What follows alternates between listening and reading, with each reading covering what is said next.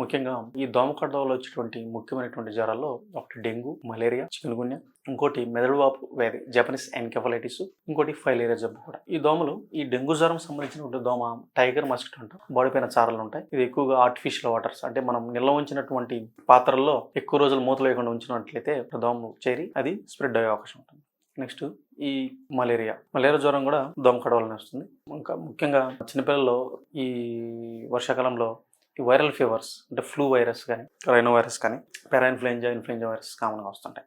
ఈ డెంగ్యూ జ్వరంలో జ్వరంతో పాటు ప్లేట్లెట్ కౌంట్స్ పడిపోవడం జరుగుతుంది. దాన్ని ఫీవర్ విత్ థ్రాంబోసైటోపెనియా అంటాం. చాలామంది జ్వరంతో పాటు ప్లేట్లెట్ కౌంట్ పడంగానే ఇది ఎక్కువ మంది కూడా దీన్ని డెంగ్యూ జ్వరం అని అనుకుంటారు. డెంగ్యూ జ్వరంతో పాటు ఇంకా కొన్ని జ్వరాలు ఈ ఫీవర్ విత్ థ్రాంబోసైటోపెనియా అంటే ప్లేట్లెట్స్ కౌంట్ పడిపోవడం అనేది జరుగుతుంది. దాంట్లో సెప్టిసిమియా అంటే bacterial infection with in the blood, it also causes the అంటే ప్లేట్లెట్ కణాలు పడిపోవడం జరుగుతుంది. ఇంకా మలేరియాలో కూడా మన ప్లేట్లెట్ కౌంట్ పడిపోతాయి. ఇంకా ఈ లెప్టోస్పైరోసిస్ అనేది ఒక జబ్బు ఉంటుంది.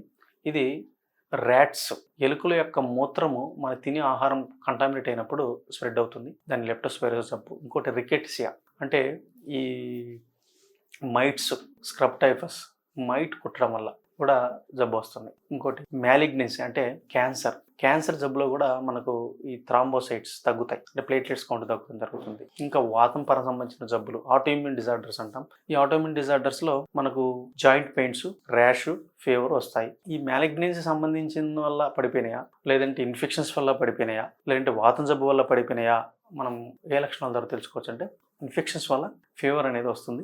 ఎక్కువగా 3 to 5 days వస్తుంది జరుగుతుంది. ఈ ఫీవర్ తగ్గకపోయినట్లు 5 రోజుల తర్వాత కూడా మనం టెస్టులు చేయడం జరుగుతుంది. దాంట్లో ప్లేటెడ్ కణాలు పడిపోవడంతో పాటు మిగిలిన లక్షణాలు కూడా చూడడం జరుగుతుంది. అది ఒకటి లింఫ్ నోడ్స్, 2 పొట్ట బల్ల పెరిగిందంటాం, లివర్ అండ్ స్ప్లీన్ పెరగడం ఏమైనా ఉందా చూస్తాం. దాంతోపాటు ఏమైనా పసిరికలు ఉన్నాయా, జాండీస్ ఉందా లేదా చూస్తాం. ఇంకోటి కిడ్నీ యొక్క ఫంక్షన్ ఎలా ఉందో చూస్తాం.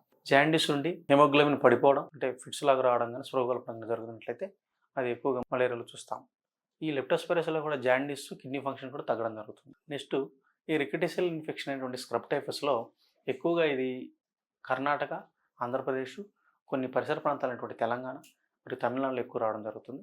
ఇది కూడా మైట్ అనే ఒక పురుగు కుట్టడం వల్ల ఇది వస్తుంది. ఆ కుట్టిన దగ్గర చిన్న నల్లగా మచ్చ ఏర్పడుతుంది. అది ఉందో లేదో చూస్తాం.